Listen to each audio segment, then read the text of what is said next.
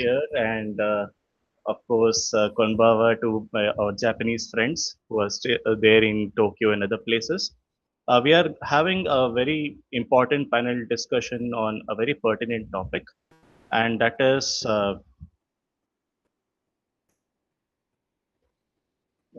just a second. Yes, the topic that we are going to talk about is anchors of the Indo-Pacific. How deep can the India-Japan security partnership go?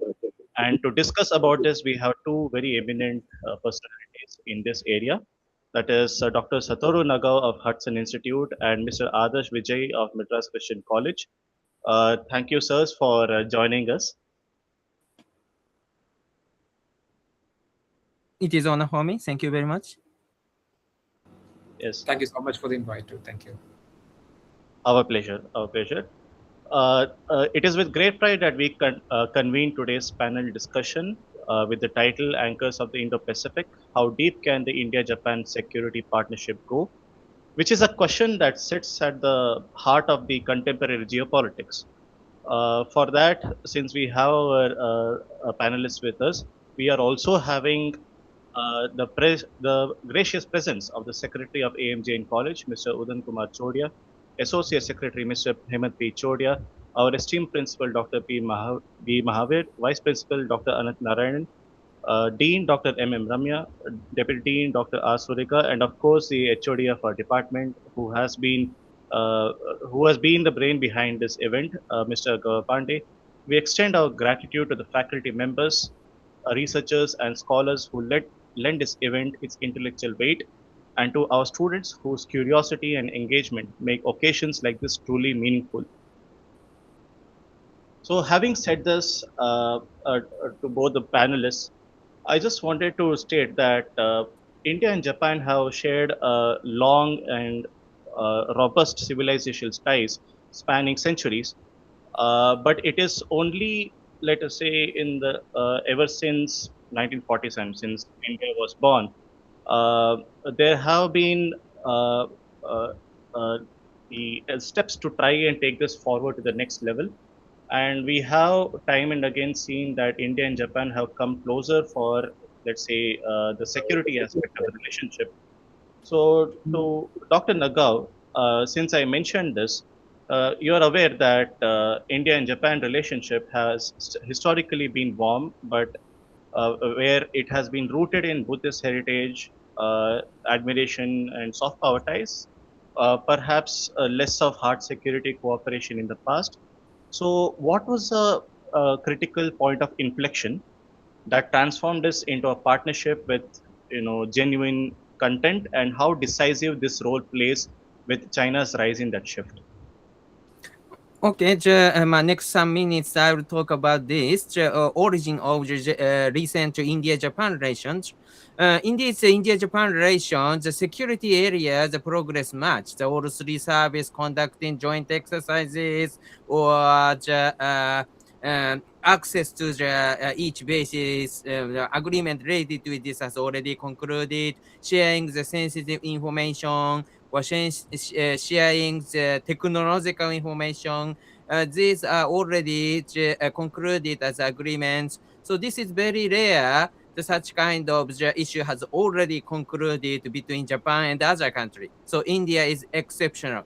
Compare with this, trade between two is a little bit poor because only 2% or 1% sometimes of the share of the total trade is for India, for Japan, situation is same. So in this economy, there is a big potential. Of course, we should increase, but at the same time, view from this, motivation related with India-Japan came from security. So that's why what kind of interest is the matter.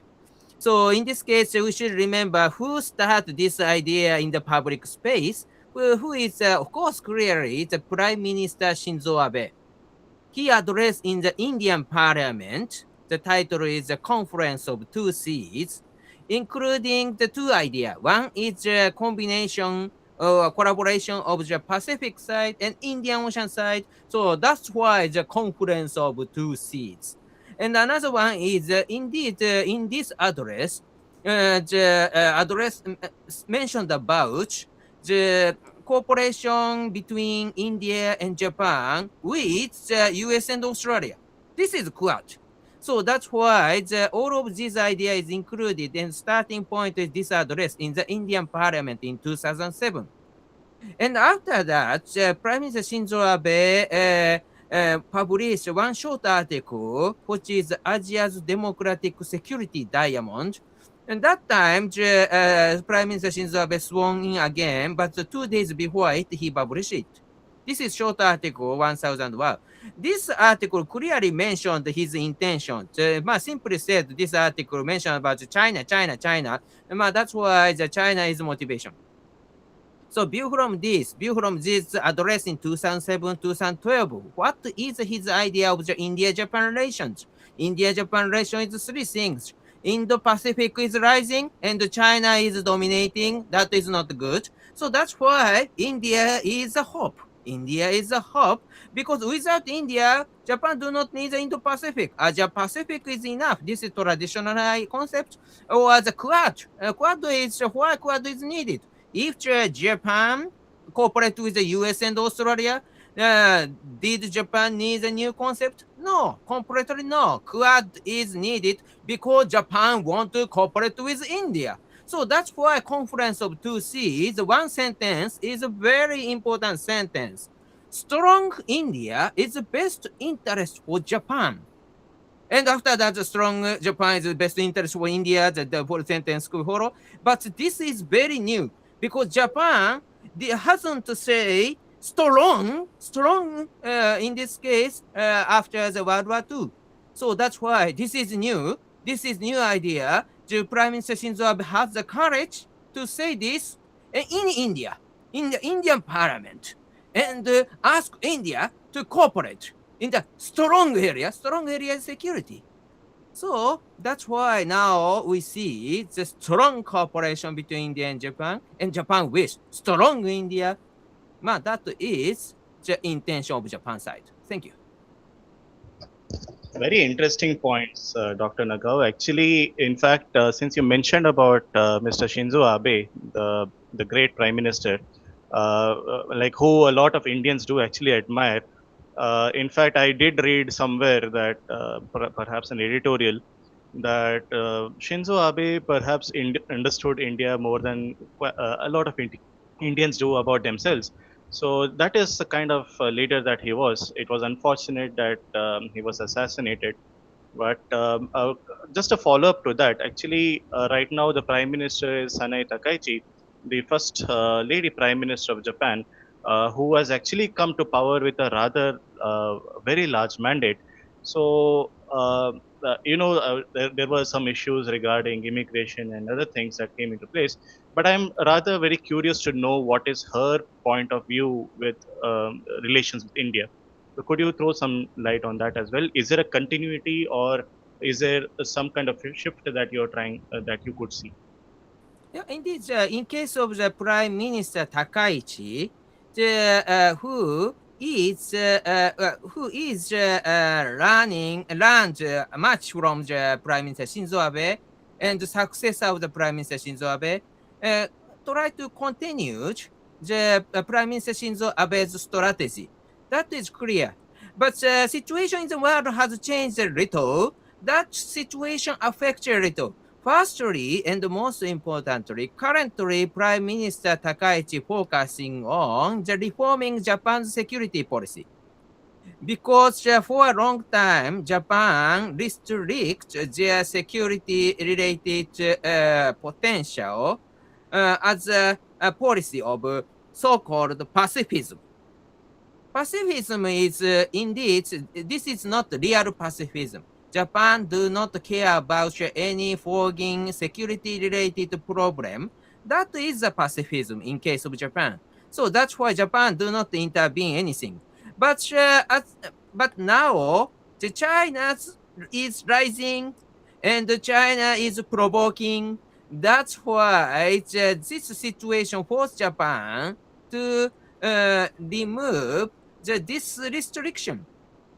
So in the past, between India and Japan, if Japan tried to talk with India, So Japan's suggestion is amphibious rescuing plane. Why rescuing is very important? Because view from the pacifism, politically, this is not a controversial. But now, because of the removing this restriction, Japan can suggest more weapon-like weapon. In this case, completely different situation. So current Prime Minister Takaichi's reform about Japan's security policy make India-Japan relations more diversified area. So, for example, the weapon trade, variety of the option, or the security cooperation, variety of the option. In this case, compared with the past, potential is very big. So that's why we should do that simply. But that is a very important part. And Japan just preparing to establish or upgrade the new intelligence unit also. So security related issue is not only the hardware, but also the policy or information area. It will develop, I think. Thank you, Dr. Nagao. So onwards to Mr. Adarsh Vijay. Sir, as you are aware that India's strategic culture predominantly in the past was defined by non-alignment, Yeah. which is currently now defined by, let's say, multi-alignment. Maybe in the past this was something that was necessary in the Cold War, given that India was a country that was just trying to come up, and we were sandwiched between two superpowers that were going head on with each other. How has New Delhi reconciled right now that tradition with maybe an alliance-like character of its relationship with Tokyo? Is there something of this sort that is possible with Japan? Okay, all right. It's a very interesting question, in fact. So, if you look at historically, as you were correctly pointing out, and also the backdrop given by Dr. Nagao, if you look at that, the non-alignment, it's very debatable topic. Is still very relevant, and maybe one of the most important, I would say, maybe a maxim related to India's foreign policy would be the multi-alignment these days. Okay, that's the right word to maybe put it, and that's how it is very much defining India's foreign policy trajectories too.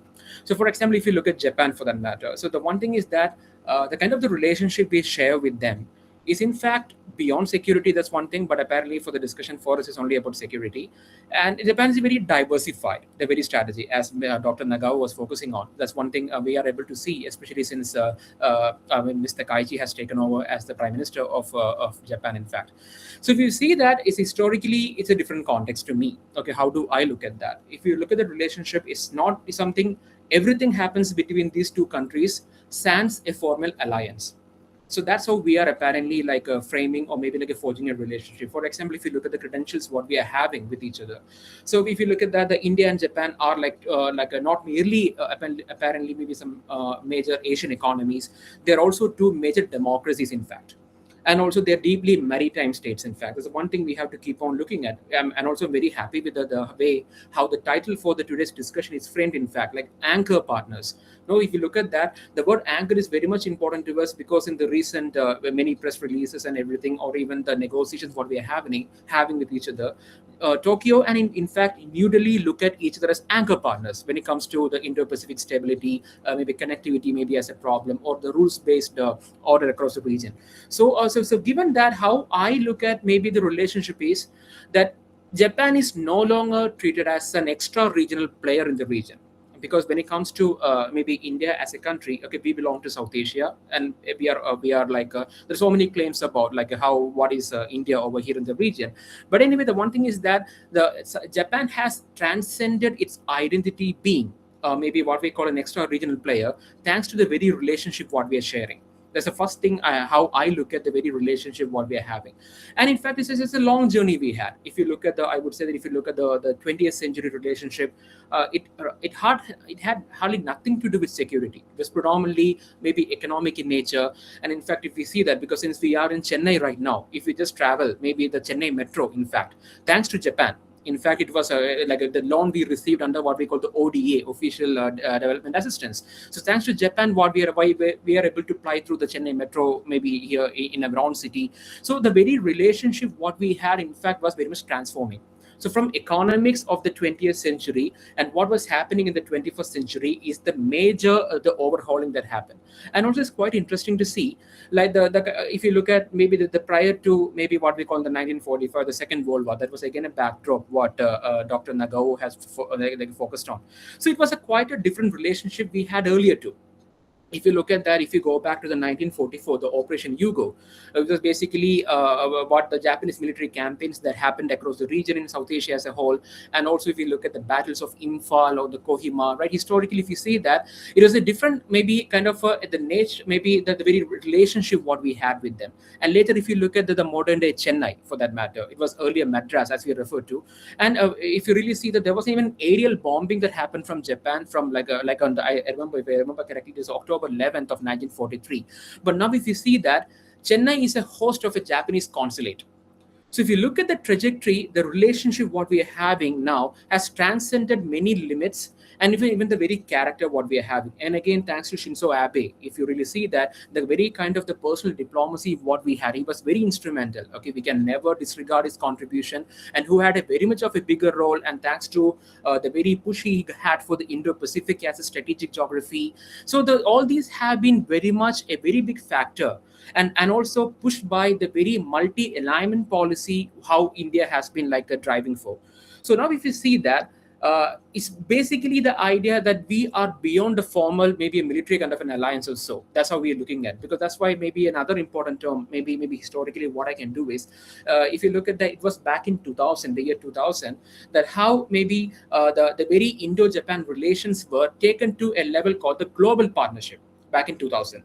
And by 2006, it was added with another term, what we call the strategic and global partnership. And by 2014, something else happened, special strategic and global partnership. So that is still evolving now.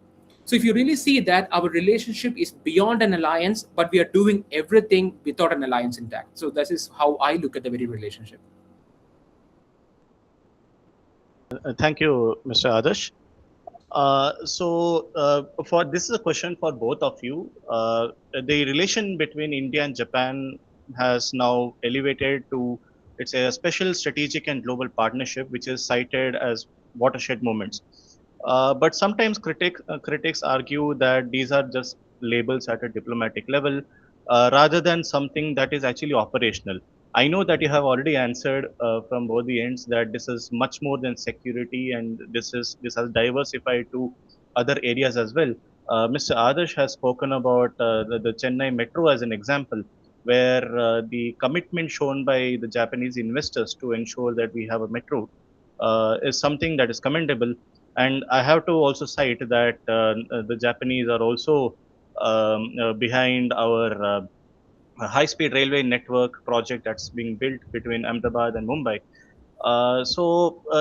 Still, I would want you to share more light on this, where if you feel if there is more to this, and or if there is a gap, how can we fix that gap? First to Dr. Nagao and then Mr. Adarsh. Of course, Japan focusing on the economic development of India. But so that's why the first and the biggest ODA receiver, official development assistance, is India now. So Japan has strong will to support infrastructure development in India. But at the same time, infrastructure development has a security aspect recently. Because compared with the past, for example, the 1990s, the 2000s, that time people talk about global free trade. But now we see the economic security is important word to talk about trade. What is economic security? Trade should be under the rule of security. That is economic security. So that's why recently, indeed, even if the economic development, this is quite strategic and security-based rule is applied. Under such kind of situation, the India-Japan Security Cooperation is affecting the India-Japan infrastructure cooperation. For example, Japan is investing the infrastructure development in the northeast India and connect India and Southeast Asia. That because they neutralize China's influence in the Southeast Asia by promoting trade between India and Southeast Asia. At the same time, this infrastructure is very good infrastructure to deploy the India armed forces to the Arunachal Pradesh because this infrastructure is developing outside of Arunachal Pradesh. Politically, it is very difficult if Japan do that. But at the same time, to deploy the Arunachal Pradesh infrastructure around the Arunachal Pradesh is also important. So that's why this is a cooperation. So that's why even if we talk about infrastructure development, indeed there is a security aspect, and that's why this has motivated one for both of us. And this is very good because from Japan, there is no security concern in India because India perfectly safe for Japan and good, very best friend for Japan because there's no problem. Perfect friend.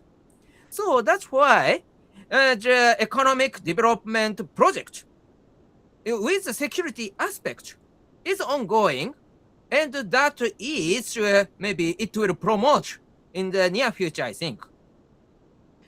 A little bit is economic security is subject of the PM Takaichi and she focusing on much. Recently, energy security issue or rare earth supply issue, these are the issue of the economic security. So this area also focusing on, and it will promote and the topic in the recent Quad Foreign Minister Summit. That is also true. I edit. I should not speak next 7 hours. Maybe only 7 minutes I got. So that's why I should finish. Thank you. Thank you, Dr. Nagao. And to you now, Mr. Adarsh, your take on this. Your mic. Okay, so has already mentioned a bit on the infrastructure and the economic security as an angle.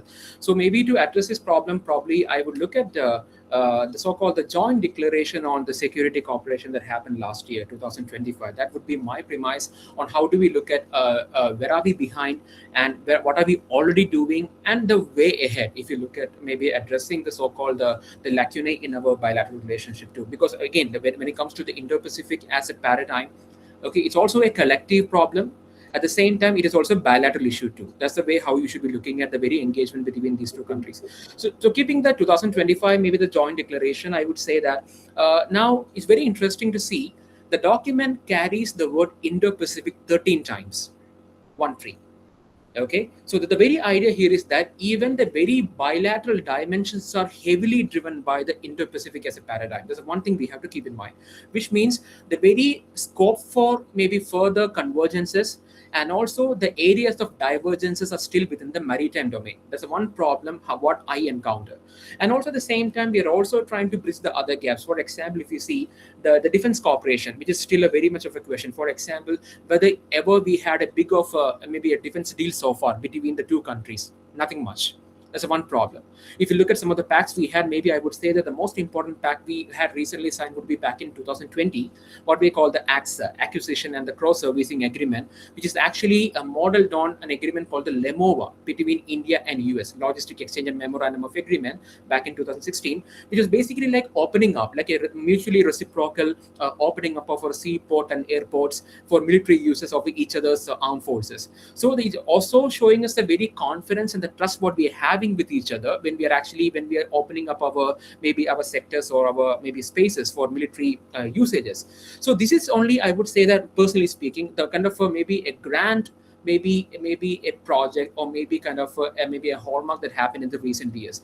So otherwise, we have been mostly like resorted to maybe only like the joint declarations. That has been the one problem. But things are pretty much improving. For example, if you look at the last year's joint statement, so we could see that there are some new areas coming into the focus of our convergence. For example, AI.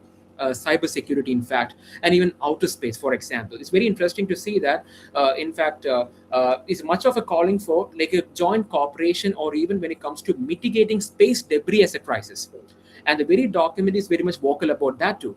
And also, the one interesting thing is that the when it comes to the very relationship between Tokyo and New Delhi equation, the very regard for the non-traditional security concerns is very interesting. The very document speaks very much in volume about the role of the two actors when it comes to mitigating terrorism or maybe piracy in the region. It's very interesting because it's very important for us to know that Japan being a very dominant power coming from West Pacific, and also when India is coming from the Indian Ocean per se. So when these two forces join hand, there's going to be a remarkable change. So and both the countries are able to understand the joint potential and how they can come together, bringing in a rules-based order when it comes to the Indo-Pacific as a larger domain. And that's why if you see that again, yet another scope what we are able to see is when it comes to the domain of critical minerals, or maybe like semiconductors. And also these are some of the emerging domains where we have a potential, in fact. And that's why even if you see most of these maybe the decisions are made within the backdrop of the Quad. That's also one interesting trend we are able to see. For example, the Quad meeting, the foreign ministers meeting that got over just now. So many of these agenda are usually addressed there, but the question is probably we need to take it further into a bilateral dimension so that we have a better choice in understanding maybe these two questions maybe from just with each other. That is also very critical too, because the one problem is even within the Quad, we have some issues. Okay, so what many scholars might call the Trump factor. This is one problem. Okay, that's a very much of a challenge for us, because to be open about it, because some of the inconsistencies what we are facing. For example, the very dimension that is driving the Indo-Japanese relationship would be maritime. And if you look at one of the primary actors of Quad would be the US, and who is not even a signatory, nor even a ratifier of UNCLOS. So that's a problem to us. So maybe, so how do we bring in a rules-based order? So if we want to look at these anomalies and if we want to mitigate them, it's very important that the Japan and India coming together to address these questions, be it any field we talk about, whether we're looking at maybe technology, whether you look at industry, because in fact, if you see that critical technologies, emerging technologies are also one of the most important stressed item coming under what we call the 2025, the joint declaration. So there's so much of a scope for us to come together, and there is apparently some kind of a lagging that we can truly work out. That's how I look at it. Right.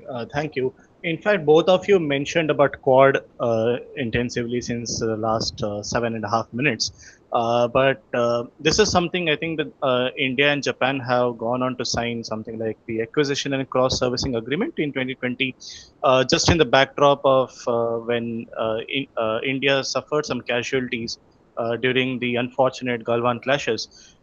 We have also gone on to establish something called as a 2+2 ministerial dialogue, and we have also gone on to conduct military exercises like Dharma Guardian and GMX exercises.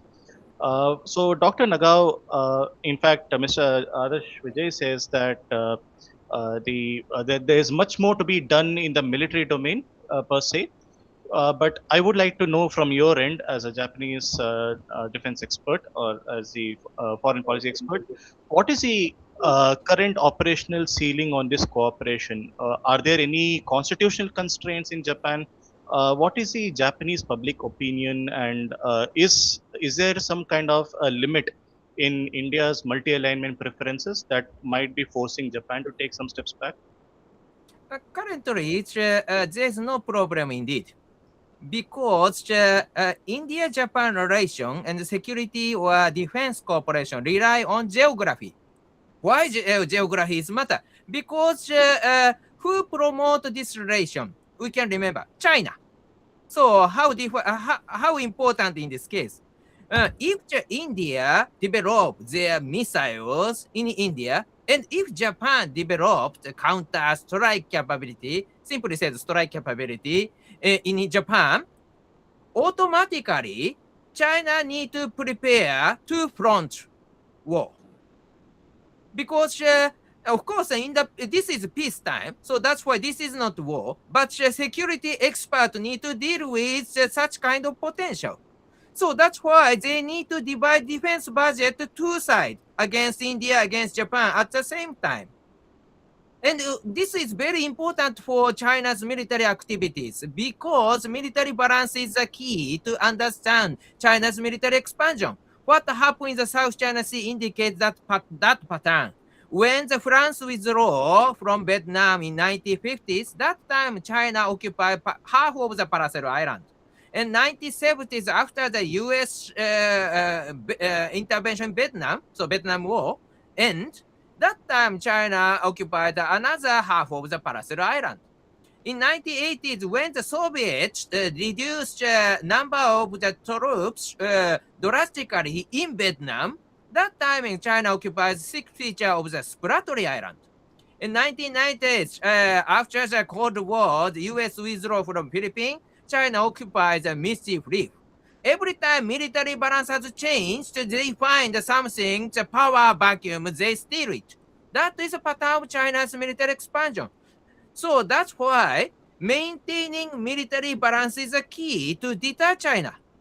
If India develops their strike capability in India, and if Japan develops their strike capability in Japan, automatically this is effective way to maintain military balance because China need to divide their military expenditure two sides.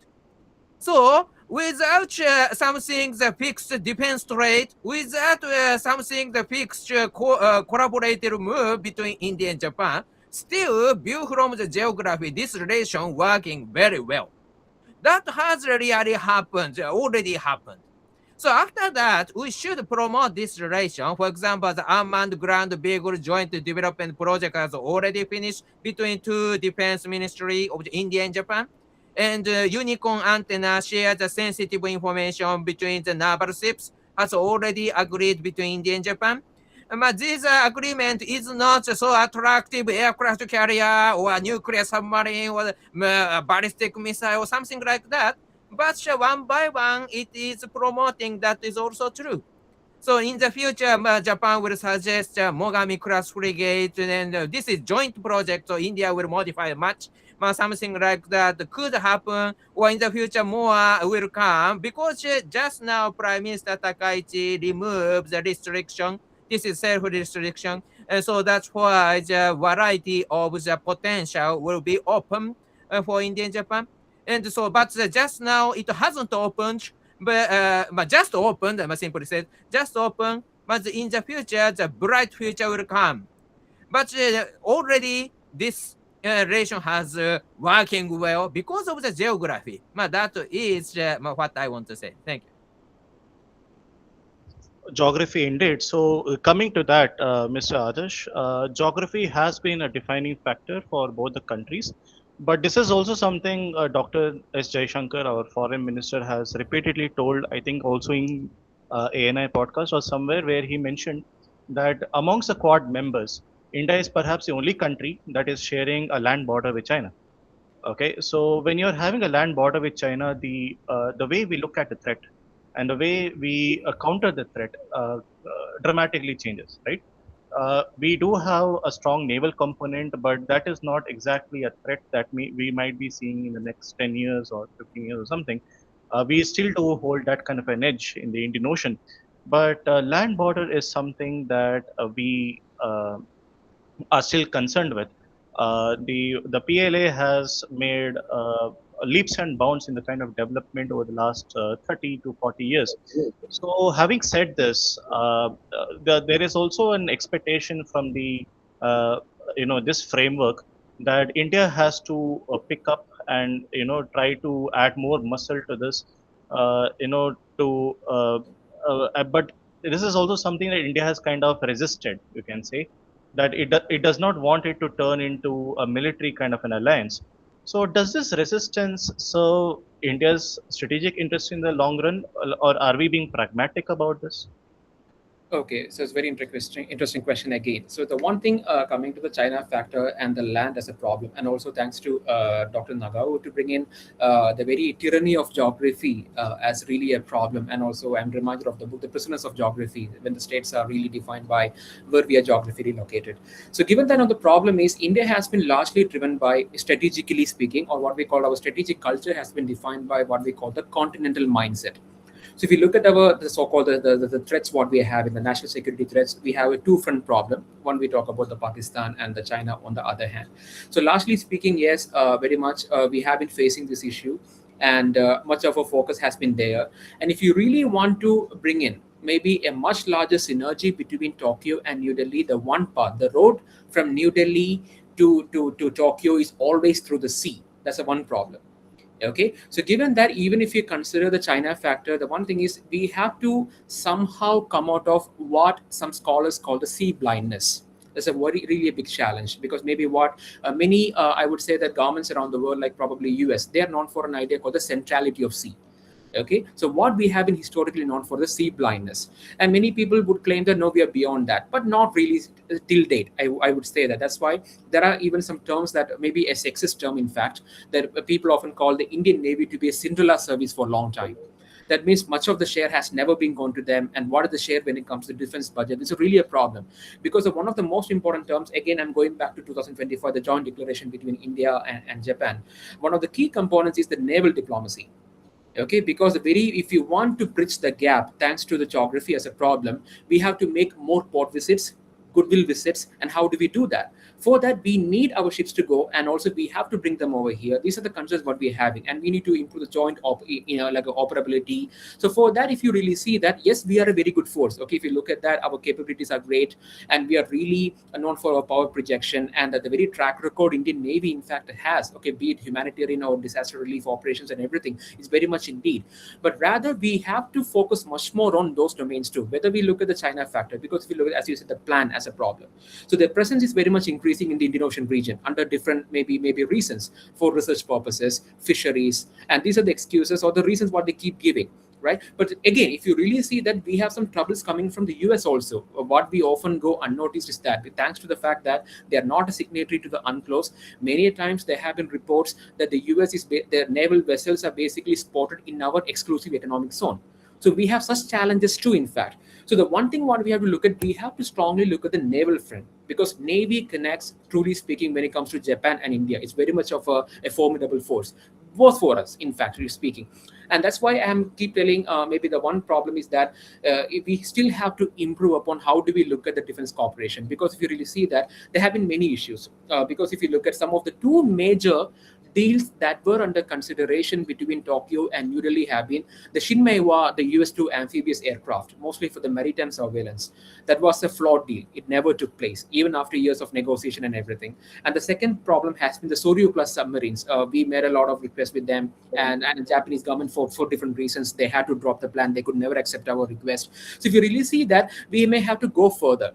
And in order to go further, that I'm also probably maybe I'm looking at how the Japanese strategic culture has been. If you look at that, the pacifism is actually slowly eroding now, thanks to the new government, how the policy is pretty much changing too. So the one issue, maybe the one maybe change, what I am seeing it as a positive or optimistic, is that what we call the slow erosion of the three principles of the arms export, what has been very much guiding the Japanese policy, especially its defense cooperation. Because for there has been almost like an unwritten or maybe like an informal rule for many years that Japan will not spend more than 1% of their GDP. This has been once, but now things are pretty much changing. Now that they're spending more on the defense part, which is also very much good for everyone, in fact, I would say, because it's also further leading to better cooperation. That's how we should be looking at, because Japan's security is everybody's security. That's how we should be looking at, especially for India. So given that, now there have been already some discussions when it comes to the review of that idea, and also they're looking at some relaxations already being made. Now Japan is open to having even selling their lethal weapons, because if you look at the three principles, they had put a cap, which means the exports were only limited to like 5 categories of weapon systems, especially for the rescue operations or maybe transport, warning, surveillance, and the minesweeping. So that was the conditions where we earlier had. But now it is being expanded further. It's almost like around 17 countries will be having maybe an opportunity to militarily interact, probably with the Japan, for when it comes to export and such related aspects. So if you see that the maritime is always the gateway when it comes to maybe if you want to bring in a better synergy between India and Japan, because the geography is really a problem. There's one thing too, and that's why even for Japan, okay, we are a reliable partner, because whether we have a crisis, the Malacca Strait we talk about, or maybe even that's why if you really see that too, Japan is very much heavily investing even in Bangladesh. If you look at the Matarbari port, a deep sea port, which is expected to be commissioned by the 2029 and 2030, and Japan is having high stakes there in terms of investment. Okay, if you look at that, it's not only good for them but for us as well. It's like the tripartite. Okay, maybe the benefits what we can accrue from it, truly speaking. So anything they do for South Asia, it is also better for us too.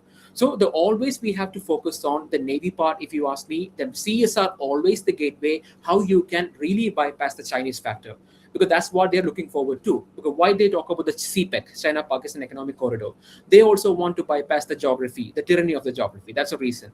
But since we don't have such an option, and also thanks to the fact that we have been the land neighbors, and in fact, truly speaking, South Asia is the most dangerous region in the world. So from a security point of view, it's very interesting to see that like three nuclear neighbors to be sitting together and also having not of a good relationship with each other, something what we have not even seen during the Cold War. So if you really want to bypass that, and if you want to have a better relationship, there's no choice but rather to focus on the sea, and somehow we have to come out of the sea blindness. And that's why many even maritime historians would say that how come the British came all the way and invaded India? Thanks to our sea blindness, because all the so-called the colonization happened through the sea. We have never attended the sea really well. We never recognize the sea. So still the problem is we have to do better. But things are very much changing. For example, if you look at Saga, like if you look at the problem of the Japan, how they look at that, the free and open Indo-Pacific idea. Similarly, we have something called the Saga. It was very much, I would say that maybe endemic to what we call the Indian Ocean region. But now it has transformed to what we call the Mahasagar. Okay, which means that it is going beyond the Indo-Pacific too. Maybe the Indian Ocean region, which is even accommodating the Indo-Pacific in general. So we are also slowly eroding, or maybe finding a panacea to the sea blindness, and maybe the better relationship between Tokyo and New Delhi very much relies or maybe is depending on the sea. This is how I look at it. Right. So, Dr. Nagao, very few countries in the world can, I wouldn't say proudly, but they would state that they have the strategic autonomy to run their affairs, to define what kind of relations they would want to have with different partners in the world, even if the countries do not see eye to eye with each other. You can say so. For example, India shares a good relation with Israel. India also shares a good relation with Iran, and Iran and Israel do not see eye to eye. However, given the context of whatever is happening in the world today, this is something that I wanted to bring out. So, Japan, as we know, has been bound into this US alliance system since the Cold War era. And this is not something that India has not been in. That kind of a framework is not something that we have. So, how does Washington factor into the India Japan bilateral equation? Is it an enabler of deeper India Japan ties, or do you think that it can be complicated and you need to try and keep the Washington out, and we need to look at other side also where only India and Japan is featured? In this case, hardware and software, the both type is exist. Hardware, the US possess strong military power, so view from security. If Japan can get reinforcement from the United States, this is very strong and useful card for Japan. So that's why ally with the United States beneficial view from the hardware. And in this case, other US side country think the same thing. But recently, and especially under the President Trump, they demand the allies and partner to be more independent and show the strong effort. In this case, a little bit similar with India. So simply the United States side demands these allies and partner to be strategic autonomy. So simply said, contribution more under such kind of situation, as a deal, US can help you. But without your effort, we will not help you. Something like that. Under such kind of situation, Japan try to show the effort, and this promotes relation with other country, especially the country which share the similar situation. So firstly, in case of US allies, Japan has, of course, a cooperation with the European allies. But another one is, and the most important one is, Japan focusing on Philippines, Vietnam, Indonesia, and especially relation with India. Because Japan has two faces. One is sometimes Japan can get privilege to join the G7 or other international framework. In this case, this is useful and promote relation with European allies, which face the same situation currently. But another and most important feature of Japan is relation with Asia, because Japan is Asian.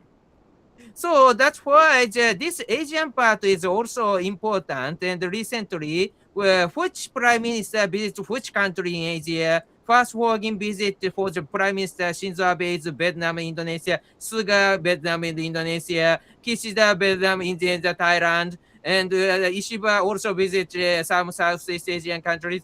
Every time Japan focusing on this region. And all of these are trying to go India. And that is key. So that's why my current situation demands everyone should be India. So something like that. Of course, India's strategic autonomy is more stronger than the other country in the US side. That is clear. But because India is size is completely different. India looks like a region, not one country. India is great power, and India want to decide their fate themselves. That is understandable. Democratic country can understand why India says strategic autonomy because it looks like the democratic. Voter must decide their fate themselves under the democratic country.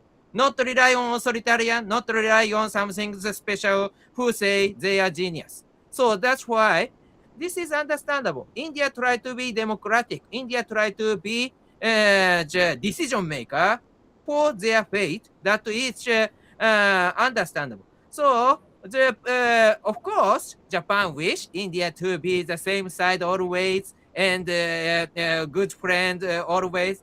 But at the same time, recently, because of the U.S. demand, Japan start to understand India's policy more. And for example, the recent example is Japan import some oil from Russia, and Japan try to diversify our cooperation, especially within the U.S. side countries, but at the same time, some others also. And so that's why India, we wish India to be the same side always, but at the same time, even if there's some difference, we can understand. We are also democratic country. So this is a question to both of you. I mean, we have had reached that level where we are cooperating on in many domains, cyberspace. Now, what do you call increasing in space as well. Perhaps military in the long run, economic ties, technological ties, and so on. Uh, in the last 2 decades, we have seen that China has ramped up its efforts in trying to be a gray zone warfare power where it is using subtle methods. I mean, actually, if my HOD is here also, he would talk about Sun Tzu. So, they kind of imbibe those ideas from Sun Tzu's Art of War and how they would like to bring it in the modern era. So, when you're talking about gray zone warfare, one example I want to give is that the Chinese use massive fishing trawlers, right? To try and ram into foreign coast guard vessels and all. And for those people here in India who, if they are unaware of what I'm talking about, since we are there on the coast and we do see that fishermen usually run smaller boats, fishing trawlers are much more massive, right? They do industrial level of fishing. So, and this is something that has also been weaponized by China. That I think in the last, I think 3-4 years back, we saw an incident where such vessels have gone and rammed into, let's say, Filipino fishermen or even their coast guard vessels. So, in the long run, Dr. Nagao and Mr. Adarsh, how do you counter a threat which is not conventional? Dr. Nagao, first. Mhm. Okay, I mistake to understand. This is a question to Adash. Sorry. No, for both of you. Okay, sorry, Jay. I mistake. Okay, I need a summary of the question. Okay, so China has been working on gray zone strategy where they are employing unconventional methods to intimidate its neighbors, right? Philippines has been the case. They have been trying to do the same with Vietnam or even with Japan, as a matter of fact. So one example I cited is the use of fishing trawlers. Fishing trawlers, although harmless, these are massive ships which have been used as, let us say, a battering ram, right? They would go and bash or kind of push away foreign coast guard vessels or even fishermen, as experienced by the country of Philippines. So in the long run, consider taking this into fact, how do we counter this threat? Because this is very unconventional. You can't always counter a conventional threat through conventional means as well. It can evoke very strong sentiments beyond the region. So I just wanted your take on this. How do we counter such a threat? Yeah, this is very serious recently because in the South China Sea to the or just southern of the Taiwan, recently China conducted many exercises and 1,500 to the 2,000 fisheries organized as a mass game. So it looks like view from the satellite, it is clearly strange because well organized fishery number of the ship is 1,000 2,000 something level. What kind of show? No one enjoyed it, of course, because this is not comfortable. This means that this fishery number is 1,000, 2,000, but they are militia, not just fisheries. So that's why China is really planning to use them as one organized mass group. So in the near future, they will use it. Of course, against Japan, if such kind of number, still Japan has the option to escalate this gray to be the white or black or something more serious one. In this case, we can use more strong military power to eliminate them.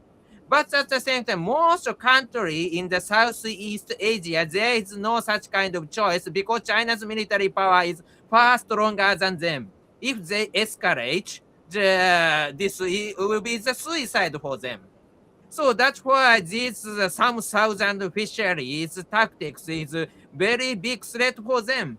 So Japan collaborate with the Philippines or Indonesia or Vietnam in this case because Japan try to strengthen their capability, but at the same time, as a preventive issue, they share the information. If there is a sign of the such kind of the well-organized fisheries move as a gray zone tactics, so maybe these countries should collaborate to deter such kind of things. Something is needed, and indeed we are already negotiate with these Southeast Asian countries. Indeed. So, Mr. Adarsh, taking this forward, India also had an experience like this, I think, in the last decade or so, or since the So, last decade. We have seen, Chinese nuclear submarines and also a couple of SSBNs that have come into the Indian Ocean, which has, and they have basically said that the movement is to counter the piracies that yes. takes place from Somalia. I mean, that's quite an overkill to even say because. Um, I mean, to tackle a few pirates in the Arabian Sea using an SSBN is, I mean, that's quite a reason to state there. So, but we do know internally that this is anything but anti-piracy operations. So, what would be an Indian answer to this? Because, of course, these ships go to Djibouti and then they go back. But what would be our answer to this? Okay, so if you look at that, it's quite it's a very complicated situation to give a correct answer to this. Okay, because if you see that mostly the Navy keeps giving warnings and we mostly like release like press statements. This is what we usually do, and we take up the matter mostly at the ambassadorial level. That's what we usually do. But if you truly want to understand why China behaves this way, because the one question we keep asking, in fact, what brings Japan and India comes together is that our vision for a rules-based order. Okay, so that's we want it both on the land and also what we call on the sea. So the one question what China asking is whose rules? That is a question. Okay, that is the question what China is truly asking all of us. Okay, so if you really see that the problem here is the China's action, as even Gaurav sir is here, and as you rightly mentioned, he's an expert on Sun Tzu. So if you really see what is truly guiding China's course of action is what we call the three warfare strategy. Okay, three warfare strategy. Okay, especially given what we call the public opinion warfare, psychological warfare. Okay, so similarly, and also what we call the lawfare, the legal warfare. That's what they're doing. That's why if you really see that China being a civilization state, okay, they have some maps what the world has never seen. Okay, they bring everything from the past. That's what they're claiming to be. That's the one claim that what they're having in South China Sea. Okay, if they get a chance, they want to claim everything. Maybe they might maybe claim the whole world. That's the way how they take up the matter. So now if you look at the very problem, mostly it's completely guided by what we call three warfare strategy. It's mostly like a psychological warfare. They're trying to signal something to all of us. All right, whether it is India we talk about, whether it is US, and even Japan for that matter. Okay, I would say that they might stoop down to any level. Especially if you remember, there was a statement that was given by Ms. Takaichi last year, especially something pertaining to Taiwan. For that, many Chinese diplomats have gone to the extent of character assassinating her on official X pages. So they're going to that extent, which means that's what they will do. All right, so it is apparently cutting across all domains. Okay, the way how they behave and their tactics are apparently when it comes to the way how they deal with the world, or maybe the so-called the antagonistic force, whatever the way they how they look at it. They won't use the word enemies per se, but rather the countries which are of opposing interest. That's a concern for them. So if you really see that, depending on the region, okay, maybe the actions can be taken. If you look at the Indian Ocean region, it's a vast region, and we have our own what we call the nautical jurisdictional problem, and maybe our control over the what we call the exclusive economic zone. So within all these domains and the regions would dictate what can be our responses. And in fact, in the former question that you gave to Dr. Nagao, you were looking at the South China Sea for as one example. If you look at South China Sea, there are so much of gray zone tactics happening. What could be the response? Nothing much can be done. Okay, because if you look at what is the military capacity, can they truly respond to maybe a military giant in the region? Impossible. And that's why many a times, that's why if you look at that, the Southeast Asian countries look forward to the ASEAN, and maybe as a one good option. In fact, it's very interesting. Let me reiterate the 2025 joint declaration between India and Japan. Even this joint statement calls for the ASEAN centrality, because ASEAN is one such good model apparently we can rely on. Somehow they manage it. And even the ASEAN outlook on the Indo-Pacific. So it is being seen, even our bilateral relationships are apparently seen through that lens.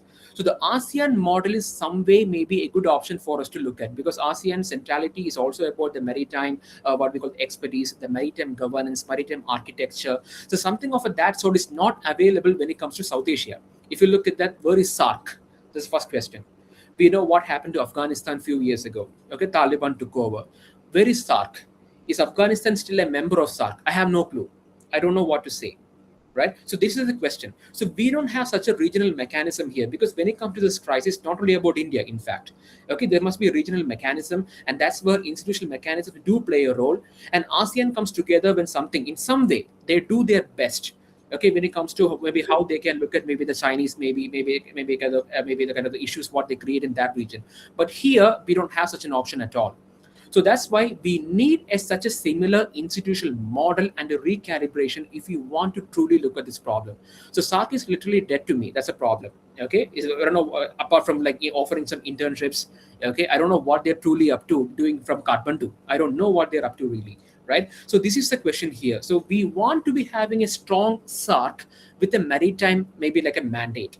So this is the only way, probably in some way at least, how we can resolve the crisis. That should be the India's response probably.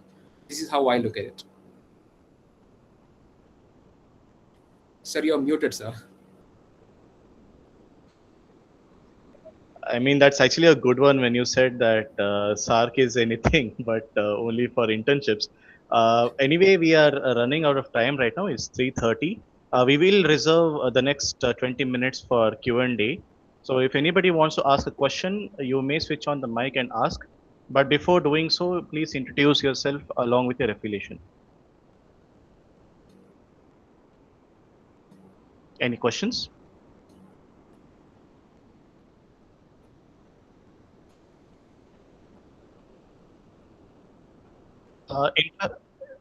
Okay. Yes, Dr. Rahman. Dr. Rahman is from Bangladesh, so he has a question.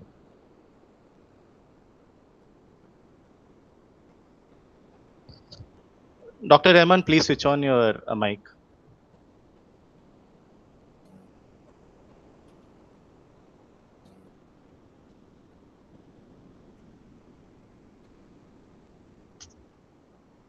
Dr. Rahman?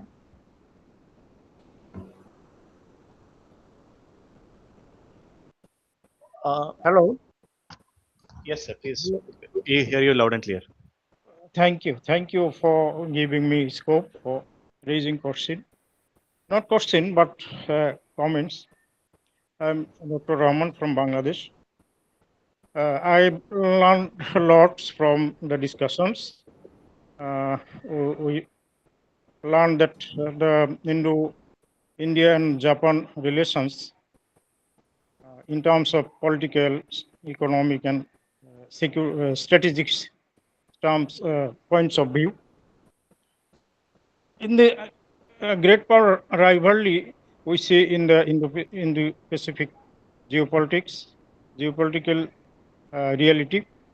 In this context, your topic is very much interesting and significant.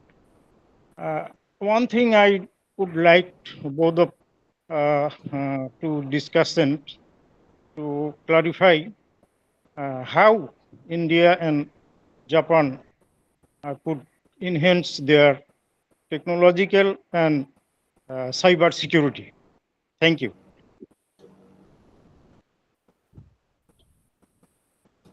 Thank you, sir. Answers? Mr. Adarsh, would you like to answer that? Okay, yeah, sure. So if you look at that, it is still in the nascent stage. If you ask me, there is nothing much of I would say, the takeaway when it comes to cybersecurity and such domains. And that's why I have been telling you, or maybe from the very beginning, that the cooperation is multifaceted, in fact, and largely have remained even within the soft power. For example, what is Japan known for when it comes to India? Mostly, yes, we are known for the technology and everything. AKB is very much famous here in India. But if you look at, for example, if you look at the Gen Z factor and all, just an instance I'm giving you. What is Japan most known for? Probably anime. Okay, so that means that fields they are still exploring mostly on the soft power lines when it comes to the public to public relationship. Even diaspora is not fully exploited. In fact, very recently too, in one of the statements, I believe it was Dr. Jaishankar was telling, still we have not fully explored the diasporic connect. That's one thing, that the Japanese population in India and also the Indian population in Japanese, we are still fully yet to explore. So if you really see that the cybersecurity, even when it comes to what we call this technology, there's still a problem. Okay, for example, the first thing could be about technology in itself, and then it talks about the product, then what we call the process. Okay, so these are the issues we need to address. So when it comes to the transferring, there's so much of issues concerning like intellectual property. Okay, so IPR is going to be one of the challenges again when it comes to cybersecurity, and mostly when it comes to the security dimensions. In some way, if you want to connect that out, it mostly happens only when it comes to the maritime context again, not in a truly in a fullest sense. For example, we talk about we need to enhance the maritime surveillance. Even the recent engagement on the Quad foreign ministers meeting, we were looking at how we can look at the maritime surveillance and how we can enhance it. So it has some cybersecurity undercurrents. That's the only thing probably we can say that. But we don't have a direct, fully dedicated cybersecurity architecture or kind of a mechanism or anything to do with any process technology transfer. To my knowledge, it is not there, anything substantial. So it is still maybe a topic that we have to still explore. And science diplomacy is the right way to put it too, that we still have to look at. Because one challenge is, again, when it comes to cybersecurity, is mostly the question of technology. And technology, wherever there, we have the issues of IPRs as well.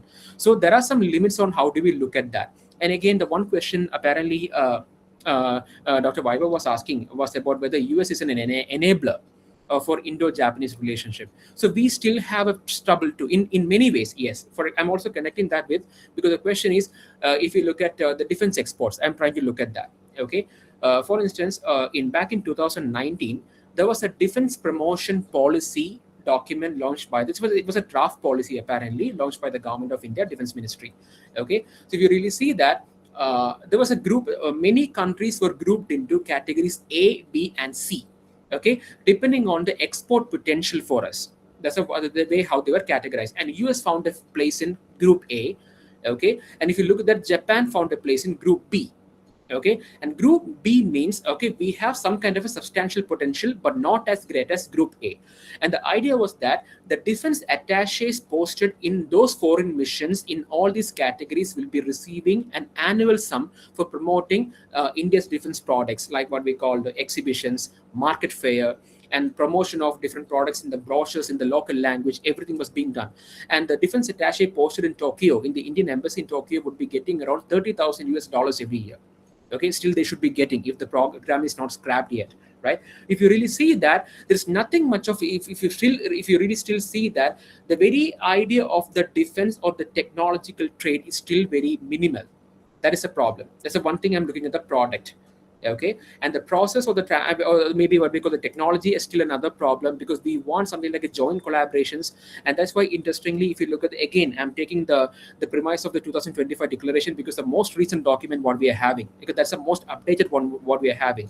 In fact, the both countries are calling for multi-sectoral interagency cooperations too, which means they're specifically mentioning agencies like JAXA, the Japanese Space Agency, ISRO, DRDO. They have to come together, right? So mostly things are in the pipeline, and mostly things seem to be on the paper without much of a substantial, I would say, that maybe takeaway. And that's the same about the defense cooperation too. So that's why both the dual use technology aspects need to be given much more of a push, and which is yet to be witnessed. So we have to be hopefully waiting for it. That's what I would say.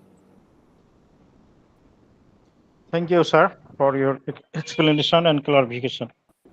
Thank you.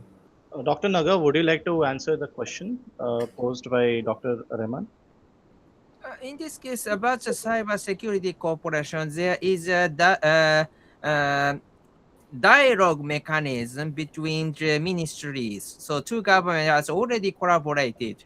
But in case of the cyber security, in this main part of the cooperation is under secret. Because simply said, cyber security is, in this case, it is impossible to distinguish peace or war. But so that is why the rule looks like under war. So, for example, the tactics, Japan legally removes the restriction to use offensive capability to prevent cyber attack from China or something like that. So that's why recently Japan can do wider variety of method to deal with cyber attack. That is true. But at the same time, if something Japan prepares, Japan do not want to reveal it. So because this is such kind of world. So in case of cyber security, indeed the cooperation between India and Japan has already started. But at the same time, the most important area of the cooperation hasn't revealed outside, because revealing itself is part of the game. That is perception. And in this case, how to support the third countries' cyber capabilities also matter. And in this case, India and Japan has already collaborated. For example, in Southeast Asia, they also face many cyber attacks from China, and or cyber crime also. In this case, how to strengthen cyber security capability of Southeast Asian countries. In this case, many countries collaborate each other. In case of the Quad, in case of the India and Japan, that has also happened, I heard. But level of the cyber security cooperation, maybe, because of the secret, I cannot say something level or detail in this, unfortunately. In this case, I should say sorry. There is a question Thank you, by Thank you, Miss. sir, for your nice answer, sir. Thank you, sir. Thank you. There is a question by Miss Adyasha Das. How much of the India-Japan security partnership is driven by shared values versus shared concern about regional stability? And if I need to just add one more question to it, could you just, in very, maybe in just 2 to 3 lines, sum up what are these shared values between India and Japan? Okay, so should I answer first, or? Please do.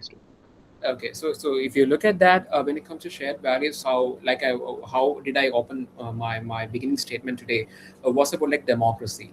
Okay, democracy as a value that we share with each other, and probably our concern for human rights is pretty interesting, and the rule of law, because rules-based order is something what we're looking at.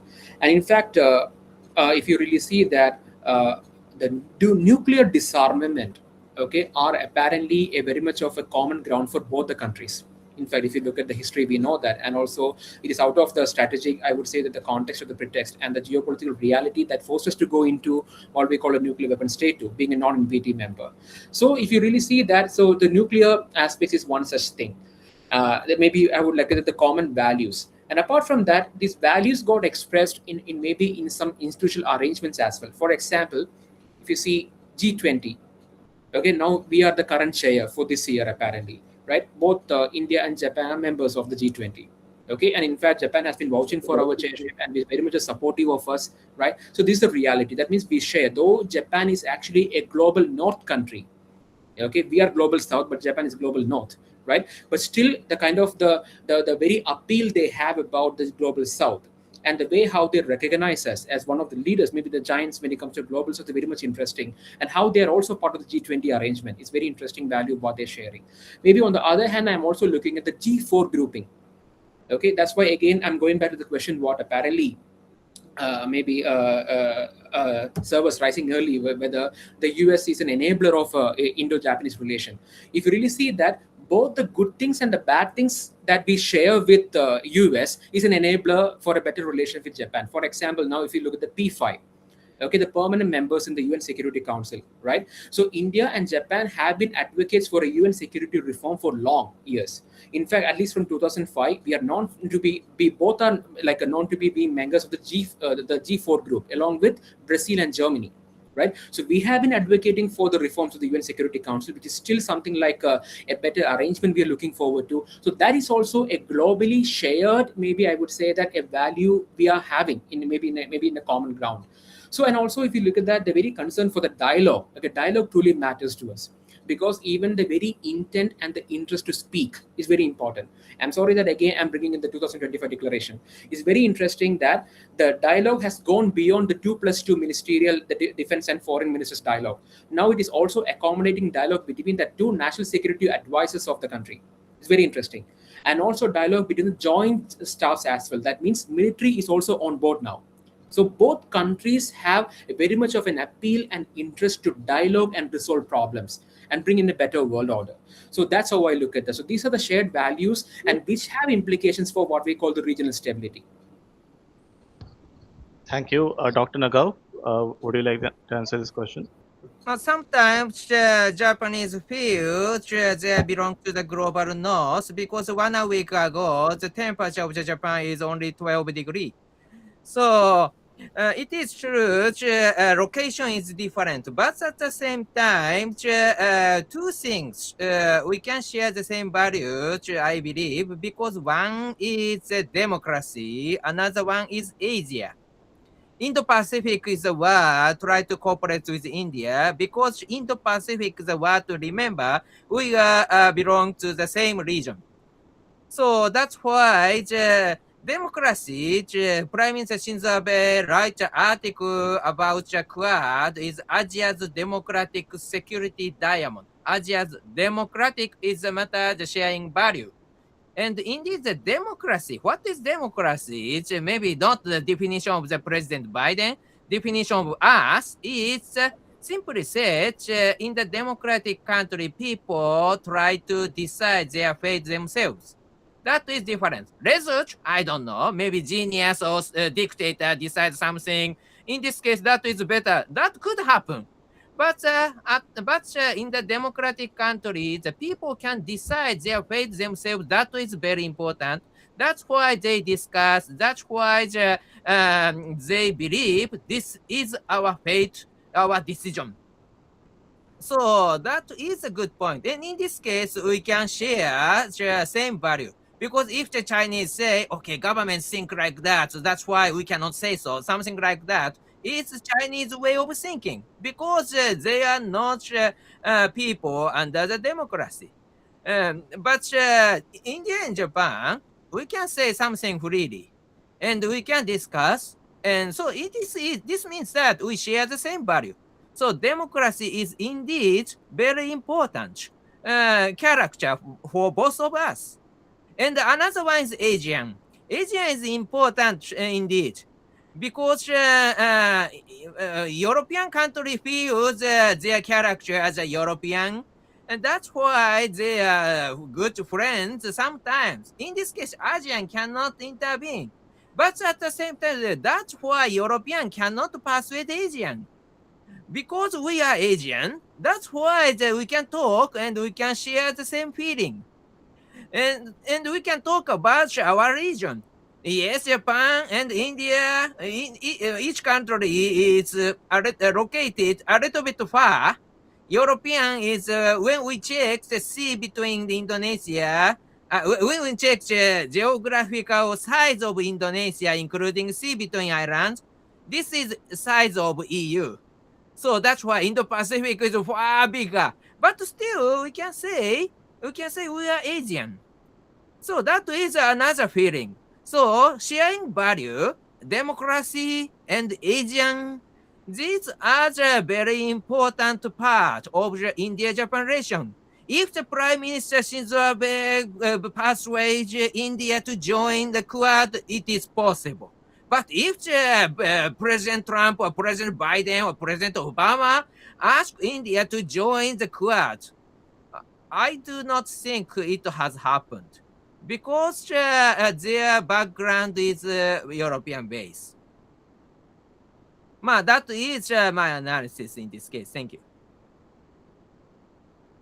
Okay, we have one question from Dr. Saurav Kumar. Dr. Saurav, please proceed with the question. Sir, I am Kumar Saurav. Good afternoon to all of you. Sir, I have a question for Adarsh, sir. Sir, I would like to understand ASEAN centrality a little more deeply. ASEAN is often seen as the central institution in the Indo-Pacific, but it mainly works through economic partnerships and consensus-based dialogue, unlike the European Union, which can take stronger majority-based decisions. Sir, since the Indo-Pacific has now become a major strategic and political region, shaped by security concerns and great power competition, how can ASEAN effectively addresses these broader challenges despite its internal inequalities and consensus-based institutions? After all, sir, organizing dialogue and reaching concrete strategic conclusions are very different things, sir. So I want to elaborate you to in this issue, sir. All right, all right. Thank you for this interesting question. So, if you look at that, the ASEAN centrality, because anyway we know what is ASEAN as an association of Southeast Asian nations. So, what does it mean? Basically, is it's more like a principle. Okay, what ASEAN is actually believing in, and what is mostly maybe a tool for regional cooperation and so what we call the security architecture and the engagement, particularly with the external powers. Because if you really see that when it comes to how I began again today's my discussion was that how India's relationship with Japan, in fact, okay, has transcended the identity of Japan not being an extra regional player anymore, because we are so close. If you look at the India, maybe if you look at the Japan South Asia maybe the equation.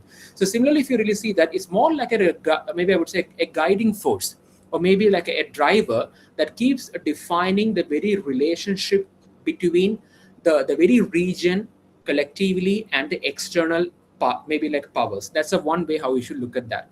If you really see that, it's like there are some flaws. In fact, let me tell you, okay, I have to admit the fact that it is there are some internal problems what we're having. Okay, and in fact, if we see that there are issues at times, people also even challenge the efficacy of the ASEAN as an organization in itself. But still, there is no alternate for ASEAN. It's one of the, I would say, one of the most, I would say, that's still better than SAARC. That's one way how I look at it. Okay, the one thing is that it is able to provide maybe a relatively a common voice, okay, for the ASEAN countries. That's a one thing. Because the one problem is that, again, maybe yet another commonality what I can maybe remember about. Maybe there are many scholars which might who might disagree with it, even from India and even from Japan for that matter. Because at least from a scholarly perspective, I believe that India and Japan are middle powers in a way. Okay, because there's some, though we talk about the sovereign equality of all the nation states in the world, that's what the UN Charter says. But right, if you really see that, there are many parameters which determine, okay, who is who in the world, right? Whether maybe militarily, economically, that's a very foundation of the realist theory of IR as well. So given that, probably I would maybe subscribe to the idea that Japan and India are middle powers. And mostly, if you really see that, if you look at ASEAN, it's a collectivity of both the small and the middle powers too. So what ASEAN is offering is that maybe a conference for similar countries. Okay, maybe like the countries which are apparently maybe are not as maybe are that may not come under the category of the great powers. All right, so maybe there is another category, the major powers, and many scholars do think that India and Japan are major powers too. Okay, but apparently I do have a different view of, or maybe my own logic. How do we look into that? So the very ASEAN centrality is mostly about the very agency it provides for the countries and to find a voice.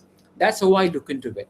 And that's why it is also a symbolism of the global south in some way, and how it can also help navigate the contemporary challenges, particularly what we call the great power rivalry. Because if you really see that what is happening in South China Sea, right? So what apparently happens is that now China is messing around the gray zone tactics. We know what we call the cartographic aggression, everything they are up to. So what is the US response? Imagine the US is coming all the way, okay, to South China Sea, and they're also coming over there.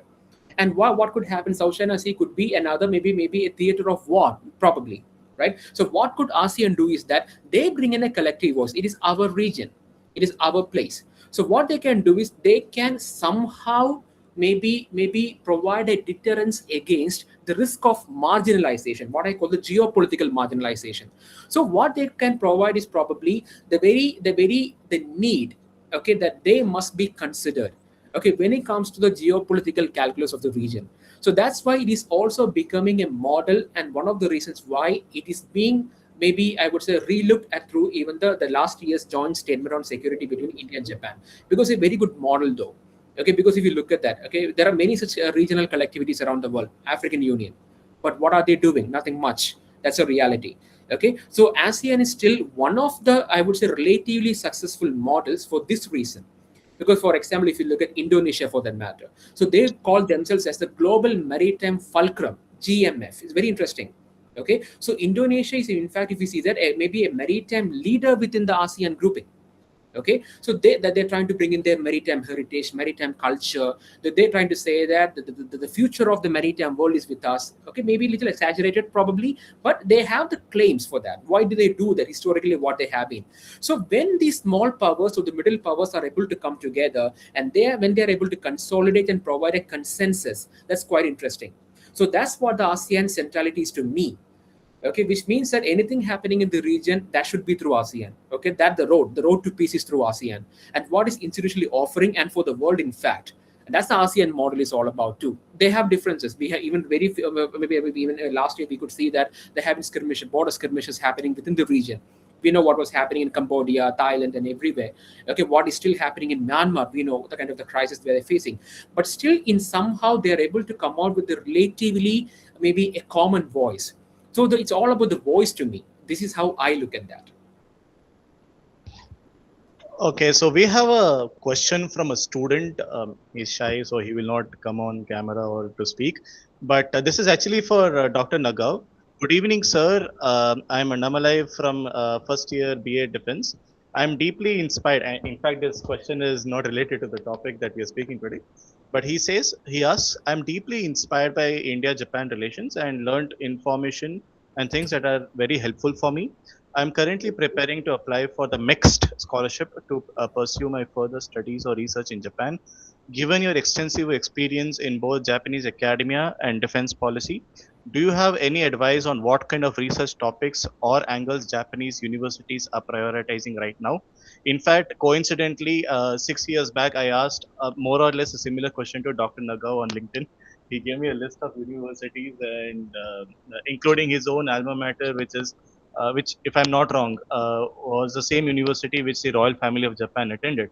So anyway, Dr. Nagao, please answer the question. I'm curious to know if your answer has changed or whether it's going to be different.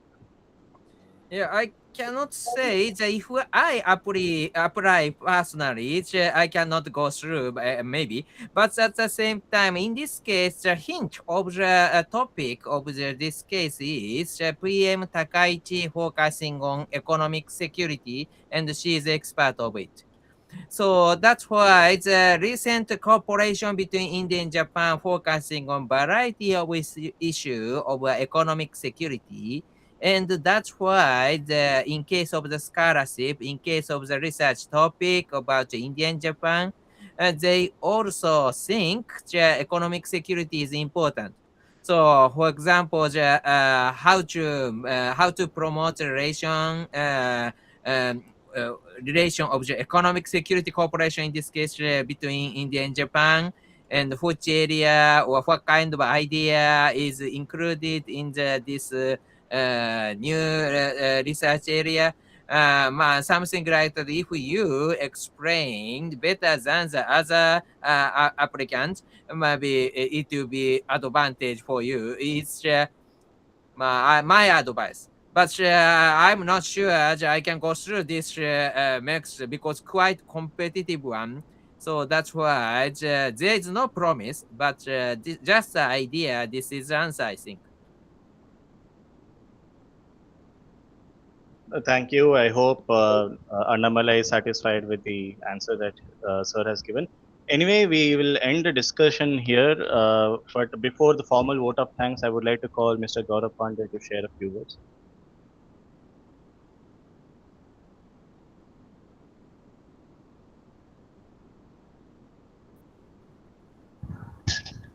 Am I audible? Yes. Yes. First of all, greetings from India to Dr. Nagao, and a very good evening to Dr. Adarsh. Thanks for accepting our request, and in a very short span of time, you have accepted our request, and you have decided to come to the talk.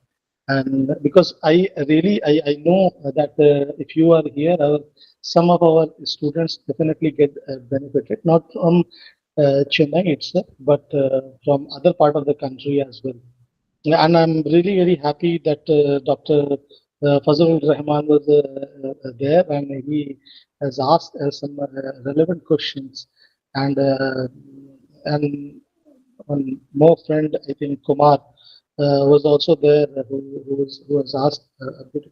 So our main agenda for creating this kind of a dialogues or talk is to create this kind of awareness or this kind of insights to our young generations, those who are now taking up our subjects, and uh, huh, taking this subject. To just to light their mind with this kind of a thoughts. I'm really very happy, and I was from the beginning itself. I'm really very surprised when I was. I already know Dr. Nagao. I think in 2021, myself and Dr. Nagao has presented paper in Philippines. We had in the same talk there, and I was actually talking at that time on the grave of. But first time I was listening to Dr. Adarsh, I'm really very surprised, sir. Thank you for accepting, and I was noting down whatever you were talking there. Really, it is commendable that we have a scholar like you, those who are actually lighting the life of the students. And really, I'm very much under the pinpoint things. And why I'm not telling, because Dr. Nagao already he's have a busy schedule and continuously talks. He is going for so many times. Even before this talk, he was asking whether I have to be there or I sir was confused. But really very thankful. But just I want to say, whether the India Japan we are taking from right now or from the 6th century when the Buddhism went to Japan, or Japan is thinking India as a Tenziku or a Danzo, or the heaven, what we call it when we translate it. The heaven means the both countries are exchanging the knowledge. Actually, the gaining knowledge will elevate you to that level. That is what we call in as a Buddhism and Jainism, when the people get elevated and enlightenment. So how the enlightenment with the knowledge. So Japan and India is doing from a long period of a time, whether the transfer of a language, whether it is a Tamil or the Sanskrit, is still we can find so many syllables of our Indian language in Japanese temples as well, depiction of God as well. So the relation between India and Japan is not which we can point out or we can write it through the pen, is beyond that what we thought. So when that girl, I think Abdesa Das was asking regarding the relation, just to make you understand this thing, I was just telling the relation between India and Japan is not what we are thinking. Even is much more older than that. So this is recently we have our visited Honorable uh, Consulate General of Japan in Chennai itself. So it's a exchange of thoughts, exchange of people is always there. So I really happy to create a one kind of, and I'd like to thank my colleague Vibhav sir that he has moderated well and he was always there and a very appropriate question he has asked. So without taking much more time, and I'll request all my uh, uh, participants, those who are here, please do follow and to the other talks as well. Definitely, we will see Dr. Nagao and Dr. Adarsh in the further more talks or in another way in other talks because we want to hear you more, sir, both of you. And this kind of a thing encourage us also to do this kind of events. Thank you very much again from the on the behalf of our AMJN College, management, administration, I really very thankful to you that you have accepted our request and you have given a very insightful, thought-provoking, mind-boggling session to our participants, to our students. Thank you very much, sir. Thank you. Uh, Thank you, sir, for sharing your thoughts on this panel discussion. As we draw this enriching discussion to a close, it would be remiss not to pause and express our deepest gratitude to everyone who made this evening possible. We begin by thanking our Secretary, Mr. Udun Kumar Chodia, and Associate Secretary, Mr. Hemant P. Chodia, for their vision and unwavering support in nurturing a culture of scholarly inquiry at AMJN College. Our sincere thanks to Principal Dr. B. Mahavir, Vice Principal Dr. Amit Narayan, Dean Dr. M. Ramya, and Deputy Dean Dr. R. Sureka for their guidance and encouragement in bringing this event to life. We are also deeply grateful to Mr. Gaurav Pandey and the Department of Defense and Strategic Studies for conceiving and organizing a conversation that was as timely as it was thought provoking. Our heartfelt appreciation goes to Dr. Satoru Nagao and Mr. Adarsh Vijay, two scholars who brought not just expertise but genuine intellectual generosity and curiosity to this discussion, leaving all of us with far more to think about than when we received. We thank our faculty, our researchers, and above all, our students whose attentive presence reminded us why these conversations matter. The India Japan partnership, as our panelists so eloquently argued, is still being written, and it is precisely the young minds in this room, including the faculties, who will one day help shape its next chapter. Thank you all. Good evening and Konbawa once again.